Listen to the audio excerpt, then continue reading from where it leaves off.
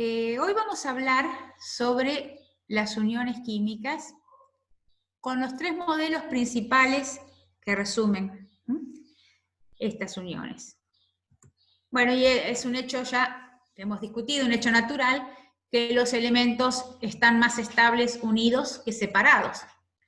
Han formado millones de compuestos buscando una tendencia a formar especies que son mucho más estables que los elementos aislados. Y los principales tipos de enlaces químicos, que es con los que nosotros vamos a practicar, son de tres tipos. El enlace que forman los metales, que es todos los átomos unidos por la nube de sus electrones de valencia. El otro modelo es el enlace iónico, donde hay una transferencia total de un electrón a otro átomo más electronegativo, formando catión y anión que se une por fuerza electrostática. Y por último, el enlace covalente, que es la unión entre dos átomos, entre cada dos átomos forman un enlace covalente, por una densidad electrónica de un par de electrones compartido entre ellos. Entonces, ¿por qué son así estas uniones? Recuerden todo lo que hemos aprendido hasta ahora acerca de las propiedades de los elementos. Entonces, cuando un elemento forma, ya sea consigo mismo o con otros elementos, un enlace estable, esta unión se realiza usando los electrones de la última capa, los electrones de valencia. Y lo hace con distintas estrategias que se seleccionan en el momento de producirse la unión. Es decir, el criterio es siempre lograr la mayor estabilización, el mayor descenso de energía. Así que muchas veces puede ser que un elemento consigo mismo forme un tipo de unión y con otro elemento forme otro tipo de unión. Vamos a ver entonces. Vamos a ver modelos siempre, ¿no es cierto? Tenemos que hacernos representaciones de lo que no podemos ver. Lewis es un gran investigador que muchísimos aportes hizo a la química. Propuso entonces que cuando hay una unión, los átomos se unen de cualquiera de los tres tipos de unión para alcanzar la menor energía posible y la configuración electrónica más estable, que es la de todos los electrones apareados en capa completa. Que los electrones que participan son los electrones de la capa externa. Así que ustedes han aprendido ya y tienen que practicar distinguir cuáles son los electrones más externos y cuántos son los electrones de valencia. Y indicar cada electrón con un punto.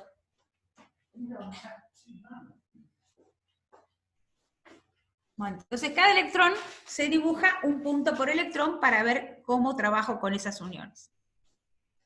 Bueno, entonces, todo lo que aprendimos hasta ahora tiene que verse reflejado en estos modelos. La forma en que retienen los electrones de la última capa cada tipo de elemento es la que manda la organización para formar las uniones estables.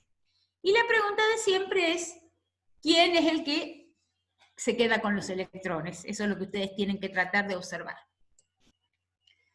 La propiedad de la electronegatividad representa entonces en la unión quién es más afín o puede atraer más, con más fuerza, a los electrones de la unión.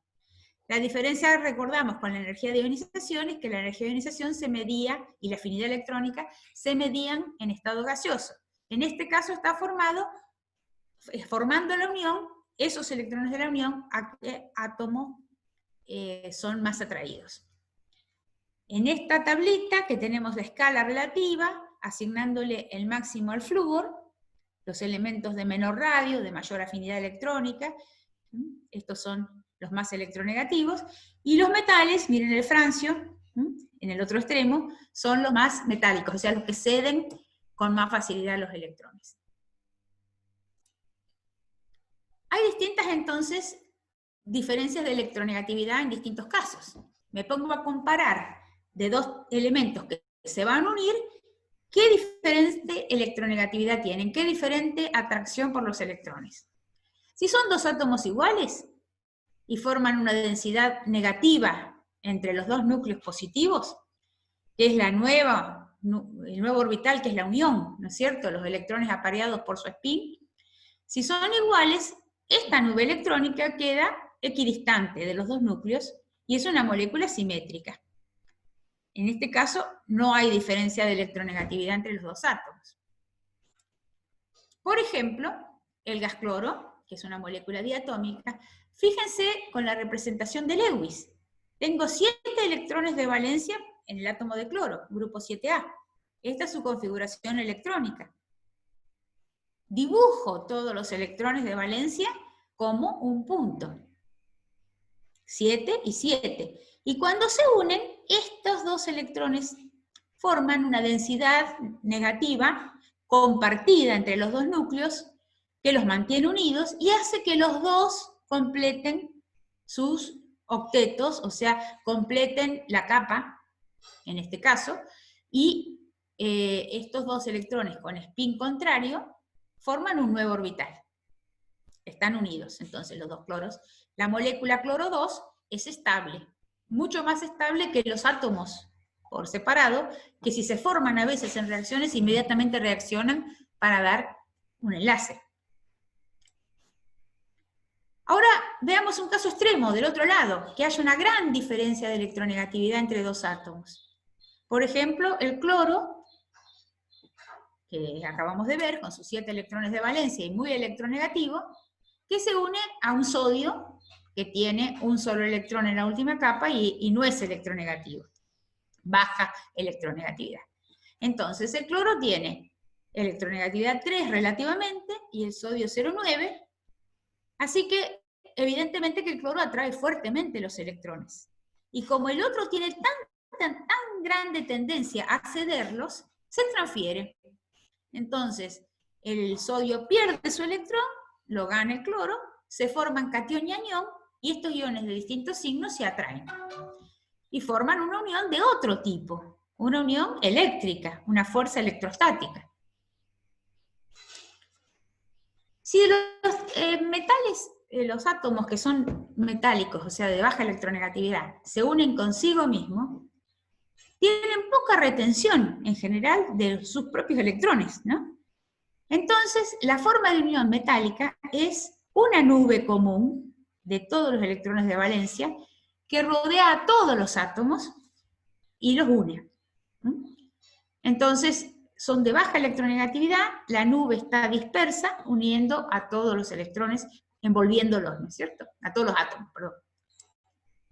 Entonces, lo que vamos a tratar de llevarnos, ¿no es cierto?, de estas unidades, de estos aprendizajes, es representarnos según este modelo cómo será la estructura de un clavo de hierro o de una chapa de zinc, muy distinta que la que puede ser la sal de la cocina o otra sal que conozcamos, y muy distinta de otras moléculas, de otros materiales que conocemos, el aceite, los tejidos, la carne, ¿no es cierto?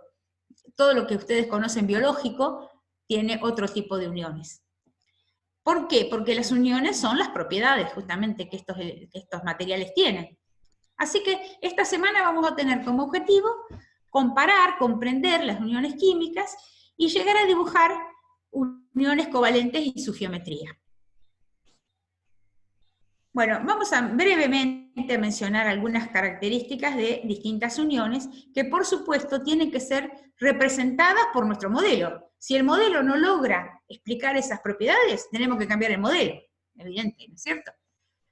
Bueno, vamos a ver, ¿qué sabemos de los metales? Sabemos que son buenos conductores del calor y de la electricidad.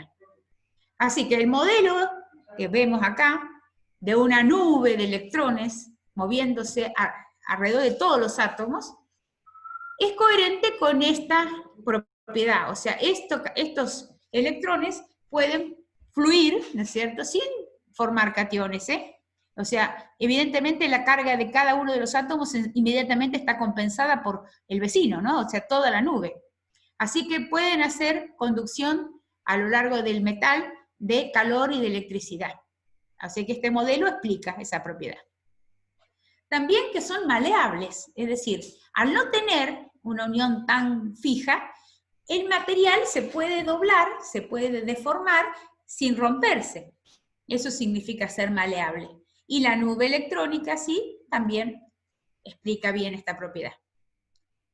El brillo metálico viene del reflejo de la luz en esta nube electrónica, que no está situada en ninguna parte, ¿no es cierto? O sea que también, con un poquito más de teoría, han explicado la posibilidad de que los electrones reflejan la luz. Y además que estos sólidos, que son todos sólidos, los metales, excepto el mercurio, tienen variados puntos de fusión y variadas durezas, porque en sí dependen de la forma en que están unidos, cómo están empaquetados, cómo están acomodados, y además el número de electrones de valencia que disponen para la nube electrónica. Entonces, tengo que aclararles entonces lo que es una red de átomos unidos. Los metales están organizados, son átomos pegados, ordenados, unidos. Tienen que estar a la distancia mínima, ¿no es cierto?, internuclear. Tienen que estar pegados. Y forman una red infinita. En una red, vamos a ver un dibujo, ¿no es cierto? Imagínense que yo tengo un montón de átomos metálicos pegados. Esto que vemos acá, ahora vamos a volver a la definición, esto que vemos acá descrito en una figura geométrica es lo que se llama la celda unitaria. Entonces, la repetición de la unidad de red se llama celda. A fines de estudio, estas redes se han estudiado y se han visto que eran repetición de una unidad de red llamada celda para establecer distintos patrones. Cada metal tiene su tipo de celda, su tipo de red. ¿Qué hay en los puntos de red? ¿Qué hay en los vértices de la red? Átomos. Átomos enteros, y lo que lo están uniendo es la nube electrónica. ¿Por qué toman distintos modos? Por sus radios, es decir, para acomodar lo mejor posible elementos de distintos radios, hay distintas modalidades, distintos empaquetamientos. Por ejemplo, si ven acá hay un átomo central en la red, en la celda, acá hay lo que están átomos centrados en las caras, acá hay capas en los intersticios, entonces son distintos empaquetamientos. Cuanto mayor es el número de electrones compartidos y más compacto, más denso el empaquetamiento, mayor energía de red, y los metales van a ser más duros, mayores puntos de fusión, mayor punto de ebullición, van a tener propiedades de mayor fuerza. Bueno, entonces todo este modelo, fíjense cómo discutimos ya que justifica todas las propiedades, como ustedes lo pueden leer.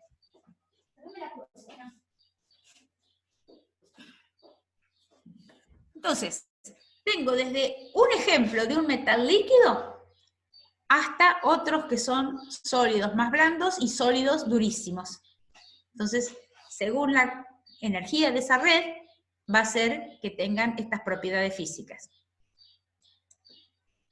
Acá les mencioné, entre todos átomos iguales, cómo se empaquetan por su propiedad, por su radio, ¿no es cierto? Si son radios más grandes, radios más pequeños. Cuanto más empaquetamiento, mayor energía de red. Bueno, el otro caso, la unión iónica, que habíamos explicado que se interpreta como... Sí. Entonces, el empaquetamiento depende del radio, básicamente. Claro, del tipo de átomo, porque vos podés tener átomos muy grandes que no se pueden empaquetar así. No te entra o sea, acá, en este caso, en el medio de estos cuatro no entra un quinto. Por eso se empaqueta un poquito más flojo, este empaquetamiento es más laxo que tiene centrado en el centro. Y aquí, que son esferas quizás más chiquititas, es como si acomodaras bolitas, una capa de bolitas, y en los huecos otra, ¿no? Este es más hexagonal, más cúbica son estos. Pero yo se los pongo a modo de ejemplo, para que sepan cómo un sólido cristalino ordenado, y que el empaquetamiento aumenta la rigidez y la fortaleza del metal. No tenemos que estudiar esto porque esto es otra ciencia, ¿no? Ingeniería de materiales, realmente, ¿no? Pero para que sepan cómo son una red infinita de átomos. Y en la unión iónica van a ver ahora que tenemos también una red, que tiene otra complicación más. Ahora vamos a ver. Entonces, haciendo la transferencia de un electrón del átomo menos electronegativo al más electronegativo, obtenemos dos tipos de iones, catión y anión. Dentro de los metales representativos, que son los más fáciles de ver, tenemos el grupo 1 y 2, bien metálicos, que forman cationes. Acuérdense, a la izquierda de la tabla, todos esos son elementos con tendencia a formar cationes. Si reaccionan con un elemento de alta afinidad electrónica y alta electronegatividad, como son los más electronegativos de la derecha, van a dar aniones y formarán una unión iónica. Entonces, vamos a hacer todo un análisis, y lo van a completar más en el seminario, de cómo estimar la energía con que están unidos. La fuerza electrostática. Si se acuerdan que la energía era fuerza por distancia, yo acá no la escribí, pero si hacen fuerza por distancia, la energía la calculan como proporcional al producto de las cargas sobre la distancia. La fuerza con que están unidos es proporcional al producto de las cargas sobre la distancia al cuadrado. Esta es la ley de Coulomb. Y la ley de Coulomb analiza dos cargas puntuales.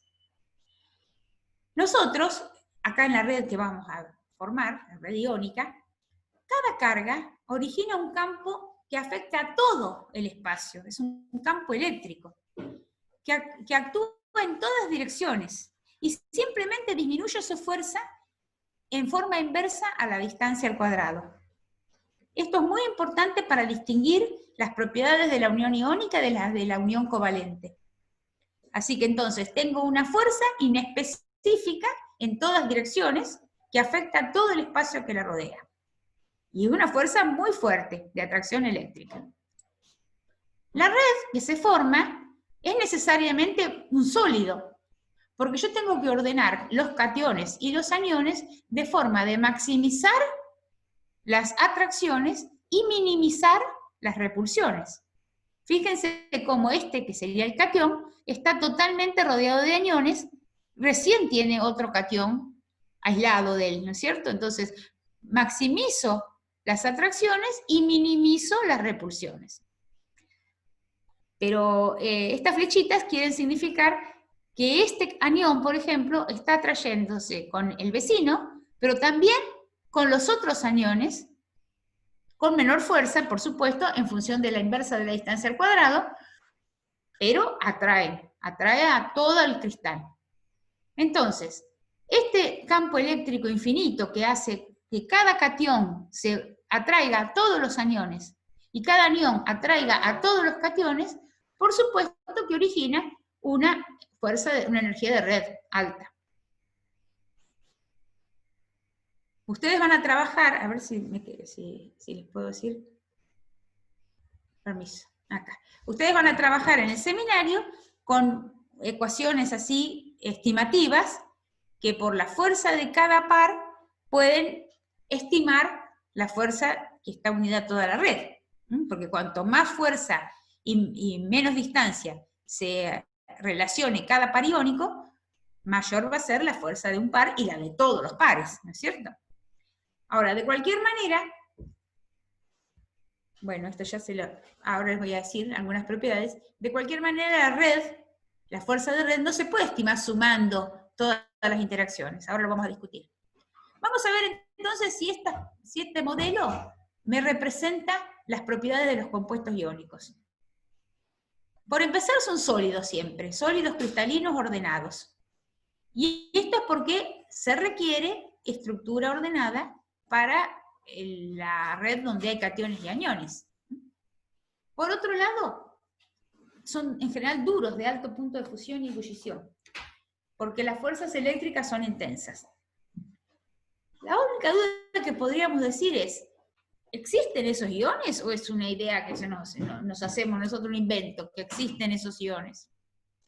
Y eso se puede demostrar, y la propiedad es coherente con el modelo, porque estos compuestos no conducen la corriente en estado sólido, porque esos iones y cationes están fijos, no son electrones móviles, son anión y catión fijos en la red.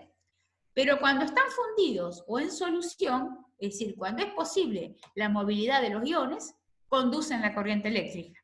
O sea que si yo disuelvo una sal o la fundo, conduce la corriente eléctrica. Eso demuestra que hay cargas preexistentes. Otras propiedades. Frágil. Frágil es que frente a una fuerza se rompe. Maleable era que yo lo podía deformar y no romper, era el típico del metal. En cambio sabemos bien que las sales se rompen. ¿Por qué es esto? Porque cualquier esfuerzo aplicado puede hacer que se enfrenten cargas de igual signo y se rompen. Se repelen, se rompen. ¿Comprenden? Entonces, esta estructura está sólida cuando tiene su configuración, su ordenamiento. Si yo enfrento los planos, se separan, se rompen. Y por otro lado, la solubilidad en agua. El agua tiene la propiedad de ser aislante, dieléctrico, así que vamos a verlo más adelante, entre las muchas propiedades que tiene el agua, es capaz de separar cargas. Entonces, aquí existen cargas. El agua es capaz de solvatar, separar cargas. Por eso, el agua es capaz de separar las cargas contrarias y el sólido se disuelve en agua. Y respecto, como les decía, a la red cristalina del compuesto iónico, ¿qué hay en el punto de red? Cationes o aniones. Se acomodan con gran fuerza. Como les dije, todos los cationes atraen a todos los aniones, según su distancia, y viceversa, todos los aniones a todos los cationes. Así que no podría yo, multiplicando simplemente por el número de Avogadro, por ejemplo, se me puede ocurrir la energía de un par, la fuerza electrostática de un par, multiplicarla por el número de Avogadro. No, no es solamente eso, no es la suma de todos los pares, es mucho más, porque cada anión atrae a todos los cationes y cada catión a todos los aniones. ¿Cómo se puede calcular entonces? Si yo no lo puedo calcular como una cuestión aritmética. Entonces se hace un experimento indirecto. Si yo tengo una red iónica, la energía necesaria para separar totalmente un mol de compuesto iónico a sus iones gaseosos, eso será la energía de red. Porque eso representa todas las fuerzas involucradas. Como la energía es tan fuerte, los compuestos iónicos tienen valores grandes de energía de red y positivos, que acuérdense de la convención egoísta, había que entregarle energía. Por eso era un número positivo para el sistema. ¿Está bien? Entonces, nosotros vamos a hacer algún tipo de cálculo más adelante, pero por ahora acuérdense que la energía de red no se puede calcular multiplicando por n, sino analizándola como la energía necesaria para separar totalmente un mol de compuesto iónico. Bueno, muy bien. Entonces, esto es más o menos lo mismo, más explicado. Vamos a practicar nosotros el cálculo de este número de energía de red. Estimativamente yo puedo usar, que es lo que vamos a hacer en el seminario, la ley de Coulomb, como proporcional, digamos, a la energía de red en casos comparativos. ¿Para qué me sirve saber la energía de red? Bueno, yo sé que la energía de red alta representa un sólido más estable, más duro, con mayores puntos de fusión y ebullición, y además también más insoluble, porque disolver es que el agua rompe y vence la fuerza de la energía de red. Así que van a observar, y les interesa a ustedes como agrónomos, la solubilidad en agua. Los metales alcalinos, los nitratos, que son monovalentes, van a dar redes relativamente más débiles. Así que son generalmente solubles. Ya las sales de alcalino térreos, que tienen cationes bivalentes, son generalmente más insolubles. Miren la roca el fósforo, ¿no? La roca fosfórica, muy insoluble. Es un nutriente necesario para las plantas. Bueno, a partir de ahora rápidamente vamos a hablar algo del enlace covalente. Vamos a terminar el enlace covalente el viernes con la geometría molecular. Porque acá nosotros vamos a formar moléculas, es decir, vamos a formar no redes, sino conjuntos discretos, con pocos átomos, o muchos, pero definidos, de pares de elementos unidos por enlace covalente. Es un enlace entre dos átomos, por un par, por lo menos, de electrones compartidos. Cuando lo vamos a dibujar, podemos dibujar el par, o podemos dibujar una línea de unión, ahora vamos a ver un dibujito, pero esa línea representa un par de electrones. Acá tienen, ¿ven? Pueden dibujar pares de electrones, o pueden dibujar una liñita que los una, y esa línea representa un par de electrones. Este es el sistema o el modelo de Lewis, ¿no es cierto? Con todos los electrones de valencia y un par de electrones que es enlazante. Los restantes electrones de valencia, que uno dice, bueno, ¿para qué lo dibujo?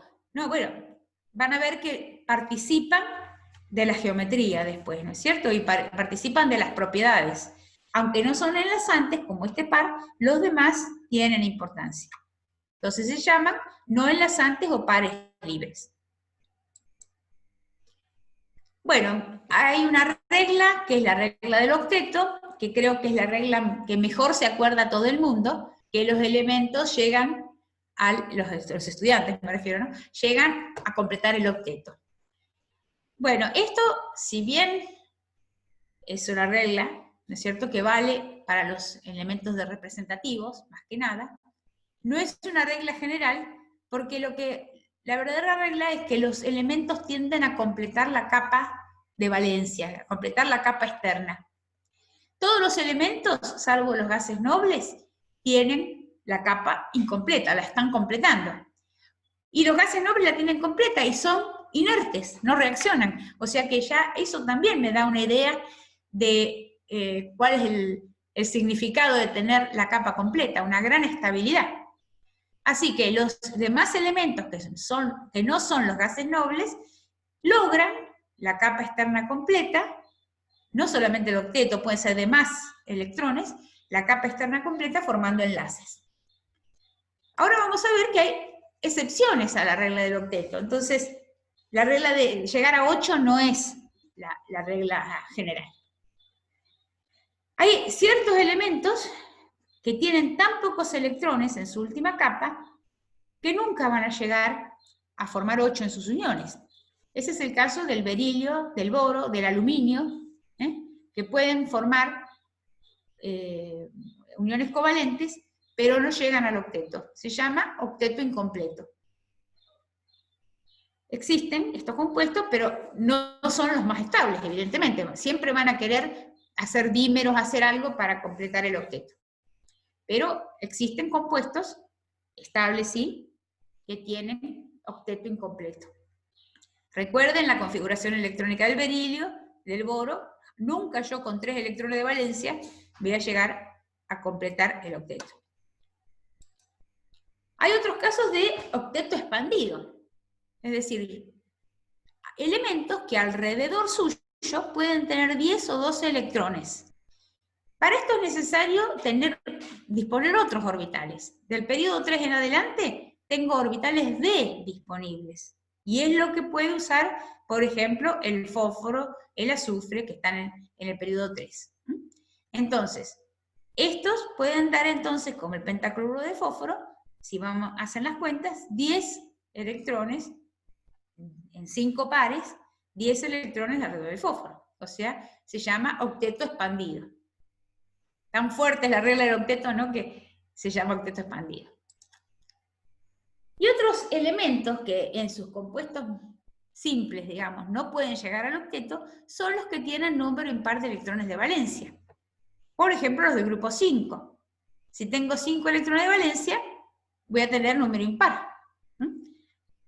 También se caracterizan por ser muy reactivos. Estos existen, son los gases atmosféricos. En general los llaman NOx, porque son nitrógeno, oxígeno con algún número acá. Eso muestra que hay muchas posibilidades, muchas reacciones entre ellos, porque buscan completar su octeto. Cada vez que pueden reaccionan para conseguir electrones. En general, la lógica del enlace covalente es llegar a una distancia de máxima estabilidad. En el modelo del átomo de hidrógeno, pero podría ser otro, miren los electrones de valencia y los átomos completos aislados, tomémoslo como una energía de referencia, un cero de referencia cuando están en el infinito, y a medida que mentalmente, digamos, podemos decir que se acercan esos elementos, van aumentando su atracción. Este aumento de atracción ocurre porque los electrones de la unión atraen a uno y otro núcleo. Entonces, un electrón de un elemento atrae al núcleo también del otro elemento y viceversa. Llegan a una distancia donde la energía es mínima. Descendió del estado elemental, bajó la energía, o sea que acá hay una tendencia favorable a bajar la energía. Llegó a una determinada longitud, a una determinada distancia. De ahí, si quiero apretar más esos, acercarlos más, no voy a lograr menor energía porque entra a ocurrir la repulsión entre los núcleos. O sea que ahí la energía aumenta mucho por repulsión. Por lo tanto, el sitio estable, donde se formó el enlace covalente, tiene una determinada longitud, una determinada distancia internuclear. Y ese es el enlace covalente. Que puede ser no solamente simple, como estábamos viendo recién, un enlace de un par de electrones, sino también puede darse en distintos compuestos por dos pares de electrones, no solo así doble par, sino a lo mejor en alguna parte de una molécula puede haber un enlace doble, o un enlace triple, tres pares de electrones no compartidos. Todo los compuestos que se forman en una condición o en otra son los que dan situaciones de menor energía, o sea que logran estabilidad y existen como compuestos aislados que se sintetizaron o se formaron en esa condición. Así que puede haber enlaces simple, doble o triple. Además, los enlaces covalentes pueden ser puros o dativos. Yo les voy a explicar estas diferencias, pero van a ver que después les voy a decir que estos enlaces no se diferencian una vez formados, que un par de electrones apareados tienen en todos los casos la misma naturaleza. Así que yo puedo formar un enlace entre dos elementos iguales o muy parecidos y va a estar repartido alrededor de los núcleos. O puedo formar un enlace entre dos elementos muy diferentes sin llegar a ser iónicos, o sea, siendo los dos no metales, y este enlace va a ser polar. ¿En qué sentido? En que va a estar más tiempo el par electrónico alrededor del elemento más electronegativo, provocando que en esa zona haya una densidad negativa. Diferenciando está el enlace dativo. En este enlace, ambos elementos proveyeron un electrón. En el enlace dativo, los dos elementos del enlace los provee el mismo elemento. Y se lo da a alguno que no tenía electrones, por ejemplo. Entonces, este enlace es dativo, pero una vez formado, todos los electrones tienen igual condición y los enlaces no se diferencian. Así que nosotros no les vamos a pedir en particular que marquen a los enlaces dativos. Una vez formados son todos enlaces covalentes iguales. Bueno, otra propiedad que representa un poco lo que estamos discutiendo del modelo es la longitud del enlace.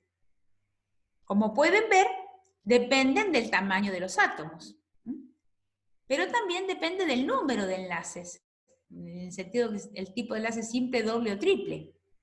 Para los mismos elementos, el enlace doble es más corto, están más cerca, más fuertes unidos, que el enlace simple, y el enlace triple, vamos a comparar estos mismos que son carbono-carbono, fíjense cómo entre el enlace simple, el enlace doble y el enlace triple, el enlace se hace más corto. Lo mismo para con compuestos del nitrógeno. Es decir, los enlaces múltiples son más fuertes y más cortos que los simples. Bueno, entonces, vamos a volver con este dibujo a aclarar bien lo de polar y no polar. Cuando los electrones están en una molécula con átomos iguales o muy parecidos, la diferencia de electronegatividad es 0 o próxima a 0, los electrones se comparten equitativamente, es decir, son una molécula simétrica, equidistantes de los dos núcleos. No tienen ninguna región especial, por eso se llaman no polar, sin polos. Ahora, cuando el enlace covalente se forma entre dos elementos, uno más electronegativo que el otro, alrededor del átomo más electronegativo, los electrones pasan más tiempo, están más atraídos por el átomo más electronegativo. Y dejan parcialmente, sin tanta nube electrónica, al otro átomo. Así que acá sí se establece una polaridad. Esta región es más negativa y esta región es más positiva. Esto tiene una importancia enorme en la unión de las moléculas entre sí. Es un enlace covalente polar. Y se da porque el flúor es más electronegativo, o los elementos más electronegativos respecto a los menos electronegativos. El caso extremo, que por eso yo después se los voy a volver a decir, pero como una graduación, el caso extremo es cuando la diferencia es tan grande que verdaderamente el átomo electronegativo ya se queda con los electrones. Así que eso ya daría la unión iónica. Esto viene a ser como una situación intermedia entre la unión covalente y la unión iónica, donde se deforma la nube sin romperse el enlace. Bueno, entonces, siempre nos referimos a la electronegatividad, porque ahora les voy a dar alguna reglita para distinguir entre enlace covalente polar o el iónico. Cuando la diferencia de electronegatividad entre dos elementos es alta, ¿cuánto es alta? Que la diferencia sea 2 o más. Por ejemplo, ¿qué cuenta tienen que hacer? En el ejemplo iónico que vimos hoy, el cloro tenía electronegatividad 3 y el sodio 0,9. Si hago la diferencia de esos dos números, me da una diferencia 2,1. Es decir, cuando se reaccionen van a tener una transferencia total del electrón, el cloro se lo va a quedar al electrón del sodio y va a formar un enlace iónico. Cuando los elementos son iguales o muy parecidos, van a dar un enlace simétrico con los electrones en el medio de los núcleos. Diferencia de electronegatividad 0 o aproximadamente 0. Enlaces covalentes no polares.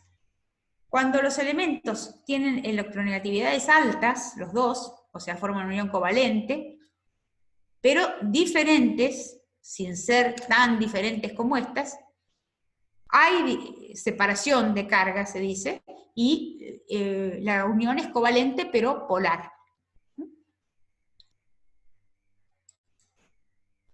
Bueno, y por último, así ya aprovecho el ratito que nos queda para conversar sobre la estructura de muchos compuestos covalentes que ustedes conocen, y vamos a trabajar un poquito con la estructura según Lewis hoy.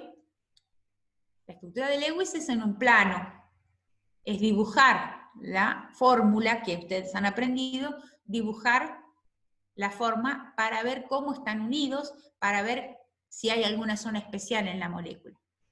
Luego vamos a ver en la próxima clase la geometría en el espacio, en 3 dimensiones, la geometría de las moléculas. Entonces, en este primer modelo, que es el modelo de Lewis, con puntos, en un plano, vamos a tratar de dibujar las fórmulas que ustedes conocen. Entonces, a mí me proponen una fórmula, así que si tiene varios elementos, más de 2, tengo que ver a ver cómo los uniría. Entonces, algunas pautas son que si tengo varios elementos que pueden dar más de una unión, ¿cuál pongo en el medio?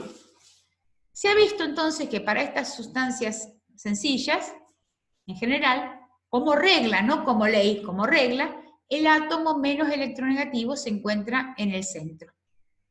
Así que si ustedes ahora vamos a ver 2 o 3 ejemplos, ven una serie de átomos y ven cómo los unirían, pueden empezar pensando que el elemento menos electronegativo va a estar en el centro. De estos elementos, que pueden estar en la fórmula, tengo que descartar los elementos de valencia 1, para ver quién va en el centro. Porque estos de valencia 1 no van en el centro, seguramente. Porque el que va en el centro tiene que formar varias uniones.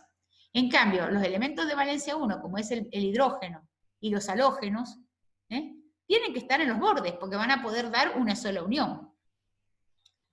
Y además, como esto es una regla, no es una ley, puede haber, en algunos casos, más de una propuesta. Pero tengo que ver cuál es la que cumple que lleguen a completar su objeto, ¿no? O a la capa completa. Bueno, entonces, primero propongo de la fórmula un cierto ordenamiento en el plano del papel. Segundo, hago una suma general de todos los electrones de valencia de la fórmula. Entonces, ¿esto qué quiere decir? Me voy a la tabla, bueno, voy a volver atrás, después lo vamos a hacer, y me fijo los electrones de valencia y los sumo. Con esos electrones que me dé la suma, voy a poder hacer la estructura de Lewis. Ni más ni menos. ¿Por qué? Porque los electrones de valencia se van a reorganizar. Entonces, cada elemento los pone como en una bolsa, digamos, a los electrones de valencia, y después se van a reorganizar entre todos para que todos lleguen a la mejor estabilidad con capa completa. Bueno, primero, entonces, cuando ya cuento con el número de electrones y más o menos la organización, voy a poner por lo menos un par de electrones entre cada par de átomos, porque tienen que estar unidos. Entonces, por lo menos un par de electrones entre cada átomo. Átomos, ¿no? Luego, se recomienda completar el octeto de electrones en los átomos de alrededor, antes en los de alrededor que en el central. Entonces, completo todos los octetos de los átomos externos. Y ahí cuento, a ver cuántos electrones voy gastando de los que tenía. No puedo gastar más que la suma de los electrones de valencia. Y luego completo el octeto central con los electrones que quedan. Y si no me queda ninguno, bueno, entonces tengo que recurrir a formar dobles o triples enlaces con el átomo central. Que esto va a hacer que complete su octeto sin arruinarle el octeto al compañero de afuera, ¿no es cierto? Bueno, recuerden más o menos estas reglitas que ahora las vamos a ir repitiendo a medida que hacemos ejemplos reales. A mí me dicen, por ejemplo, el dióxido de carbono. Es una molécula simple, pero no es un compuesto binario. Así que tengo que pensar, ¿cómo los voy a ordenar? Primera regla. ¿Cómo los voy a acomodar? ¿Los acomodo así? ¿Los acomodo oxígeno, oxígeno, carbono? ¿Cómo los acomodo? Entonces, la primera regla me dice que ponga el elemento menos electronegativo como átomo central. Y en este caso no hay ninguno que tenga valencia 1. Entonces pongo el carbono como átomo central. Ahora sumo todos los electrones de valencia del oxígeno y del carbono. Este pertenece al grupo 6, tiene 6 electrones de valencia y hay 2 oxígenos. Y este pertenece al grupo 4, tiene 4 electrones de valencia. Así que en total tengo 16 electrones. Y mis uniones van a ser completando los octetos con 16 electrones, ni más ni menos. Pongo por lo menos un par de electrones entre cada átomo formando la unión, aunque sea la unión simple. Luego la regla dice que complete los átomos externos antes de los internos. Y acá está completado los octetos de los átomos externos.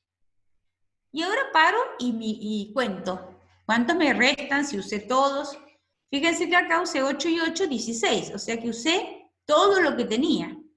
Usé los 16 electrones. ¿Cuál es la forma entonces de completar el octeto del átomo central? El átomo central se puede completar haciendo dobles enlaces con los dos oxígenos. Me surge ahora decirles, por ejemplo, que la otra posibilidad sería formar un triple enlace y un simple. Me podrían decir ustedes.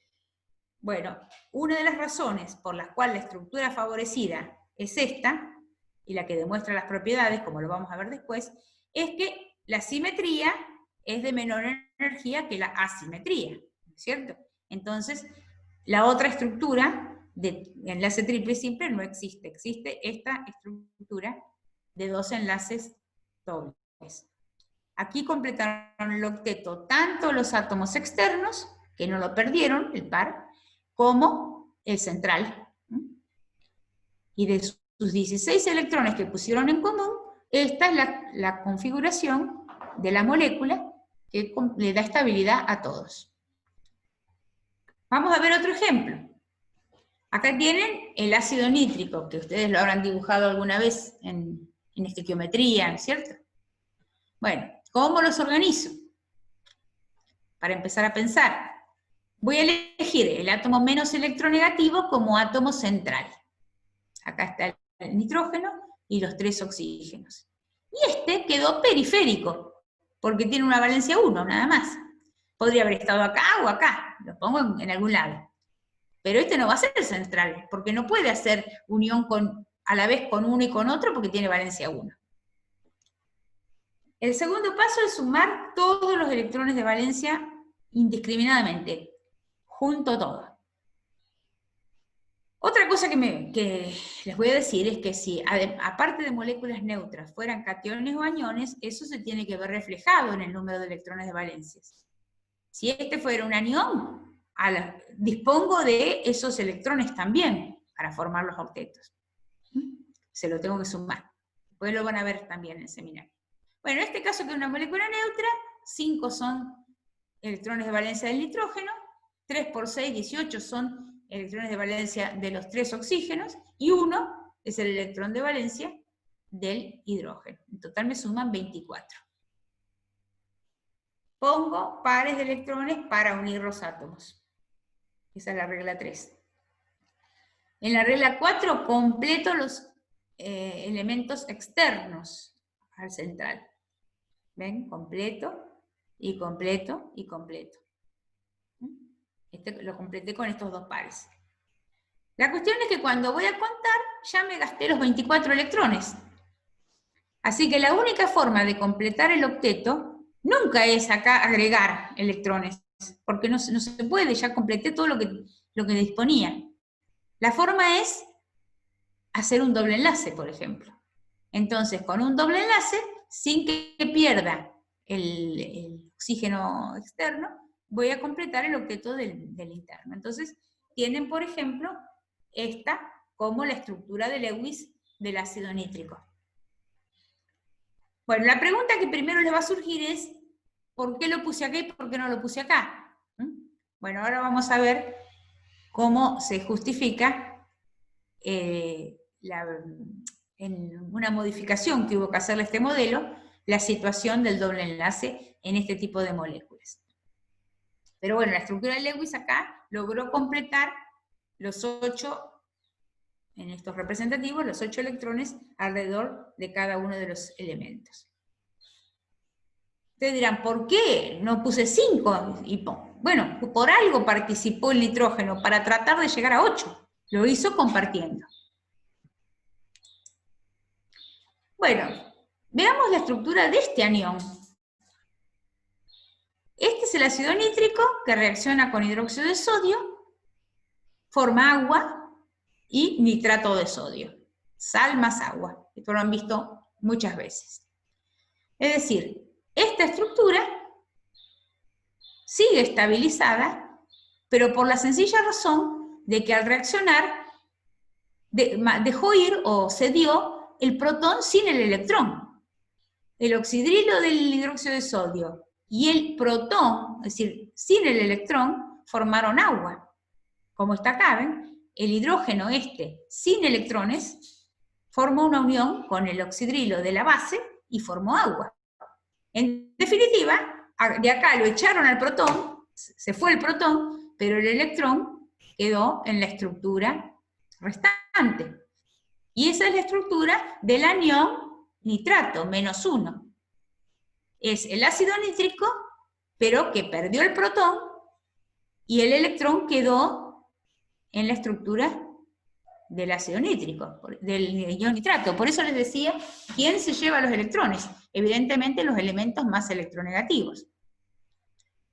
Además, es una razón de estabilidad. Esta estructura necesita ese electrón para seguir siendo estable. Y el electrón hace que este nitrato sea sumamente estable. Y forma un ion que está en solución, estable, uno de los nutrientes también de las plantas, que es el ion nitrato.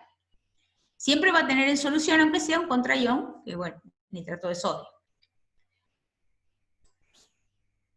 Esto lo cuento para mostrar el fenómeno de resonancia. Vamos a volver atrás, ¿no? En la pregunta que nos hacemos es, el doble enlace, ¿por qué está en este oxígeno y no está en este, o no está en este? Bueno, tienen razón. El modelo no me explica, el modelo de Lewis es primitivo, digamos, ha sido muy perfeccionado, cambiable inclusive, ¿no? Por otro modelo que representa mejor, pero este no sirve hasta cierto punto. Lo único que hay que reformarlo un poquito, porque uno esperaría que los enlaces simples sean más largos que el enlace doble. Así que si yo analizo esta estructura, este enlace tendría que ser más corto y estos enlaces tendrían que ser más largos. Y de hecho no es así. Los tres enlaces oxígeno-nitrógeno tienen la misma longitud. Esto puede medirse por ensayos de difracción de rayos X, y se han medido. Y los tres enlaces son exactamente iguales en energía y en longitud. Entonces, el modelo de Lewis no lo puede representar tal cual, y eso demuestra que es un modelo y que hay que perfeccionarlo. Entonces, para dentro del modelo de Lewis, esa discrepancia se representa con tres estructuras, que ahora las vamos a ver, que se llaman estructuras de resonancia. Acá está la lámina para el carbonato, pero es exactamente lo mismo. Es decir, ni esta estructura es la verdadera, ni esta estructura es la verdadera, ni esta estructura es la verdadera. El modelo de Lewis dice que está resonando, o sea, cambiando de posición el doble enlace, tanto en el nitrato como en el carbonato, por los tres enlaces. En un momento este es el doble, en otro momento este es el doble, y la molécula real no es ninguna de estas tres estructuras, que son como fotos. El verdadero ion es un híbrido de resonancia, se dice, o sea, es la mezcla de todas estas estructuras, que en realidad entonces será como una nube de estabilidad mayor todavía sobre el anión. Entonces, la resonancia es una cualidad, digamos, de las moléculas, justamente más estabilidad, porque no pueden dejar, pudiendo modificarlo, una zona asimétrica, ¿no? Entonces, está constantemente moviéndose ese doble enlace entre los tres oxígenos. Entonces, la resonancia, Lewis no puede representarla más que así. En otros modelos se ha mejorado la imagen, ¿no? Entonces ya sabemos que cuando hay la posibilidad de simetría, no va a ser ni esta, ni esta, ni esta, sino un híbrido de las tres. Y se representa con las tres estructuras y la doble flecha. Bueno, entonces para resumir, tenemos que el enlace covalente es localizado entre dos núcleos. No es una red infinita. Voy uniendo de A2, un par, con otro par, con otro par. Así voy formando la estructura de una entidad definida, discreta se dice, con una fórmula definida que se llama la molécula. Es muy diferente entonces, ya se los habrán enseñado, que el cloruro de sodio no tiene una fórmula, por más que tenga el peso fórmula. No tiene no es una molécula. Entonces, es una red infinita. En cambio, en las uniones covalentes se van uniendo sucesivamente los átomos de uno a otro, a otro, a otro, y va formando una estructura que es la molécula. Entonces, vimos más o menos para comparar los tres tipos de estructuras: la metálica, la iónica y la covalente. Y esperamos de ustedes que vayan pudiendo introducir, o integrar estas comparaciones. La unión metálica es general, una nube electrónica con variadas fuerzas según el empaquetamiento y el número de electrones de valencia de ese metal. En la unión iónica hay una fuerza no direccional muy fuerte, que es la fuerza electrostática, que une a todos los cationes con todos los aniones y viceversa, en una red. La unión covalente está entre par y par de átomos. Es muy fuerte la unión covalente, pero no es indefinida, es ubicada entre un par de átomos. Por eso se le puede dar una fórmula de molécula individual. Ustedes dicen H2O, ¿no es cierto? Ese es el agua. Dióxido de carbono tiene su fórmula. La voy identificando por la forma en que están unidos y el tipo de átomos que están unidos. Tanto la metálica como la iónica forman redes infinitas ordenadas de átomos en este caso, y en este caso de iones. En estas no hay cargas. En la unión iónica sí hay cargas preexistentes y diferenciables, ¿no es cierto? Y en la unión covalente no hay ni iones ni electrones libres, ninguna de estas dos. Ahora, puede ser que haya una molécula que tenga un anión, como hemos visto, con estructura covalente y una unión iónica por fuera. El hecho de formar redes hacen que los metales y los sólidos iónicos sean sólidos. En cambio, las moléculas covalentes en sí mismas tienen gran interacción interna entre los átomos, pero poca interacción hacia afuera, en general. Entonces hay gran predominio de gases y líquidos, y algunos sólidos, varios sólidos, que hay muchos, pero vamos a ver en qué condiciones se forman los sólidos de las uniones covalentes. No por las fuerzas covalentes, sino por las fuerzas externas a la molécula. Después lo vamos a discutir el viernes. Así que, en cuanto a los puntos de ebullición, en general, metales iónicos son altos.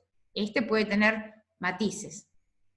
Pero los covalentes son característicamente más bajos. Una sustancia covalente se funde a baja temperatura. Y respecto a la frente a la fuerza, los metales son maleables, los compuestos iónicos frágiles, y el covalente tiene un comportamiento plástico, es decir, se deforma y se funde y se descompone, probablemente. Aspectos de la solubilidad. Los metales son insolubles en agua. Los compuestos iónicos son generalmente solubles, excepto cuando las energías de red son demasiado altas. Ahí ya no son más solubles. Los compuestos covalentes, en general, son insolubles en agua y solubles en solventes semejantes a ellos. Excepto, como les digo, también hay una excepción de ciertos compuestos covalentes que, por tener semejanza con el agua, logran disolverse, que eso lo vamos a ver también en las próximas clases. Bueno, hasta acá llega la clase de hoy, que es la presentación y comparación en lo mínimo que les pedimos de estos tipos de uniones, y esperamos que puedan dibujar, porque como vamos a ver ahora la geometría de las moléculas el próximo viernes, esperamos que puedan dibujar moléculas, aunque sea en el plano, con la estructura de Lewis, para ver cómo es la distribución electrónica en la molécula. Así que si no hay más preguntas, ahora voy a mirar el chat.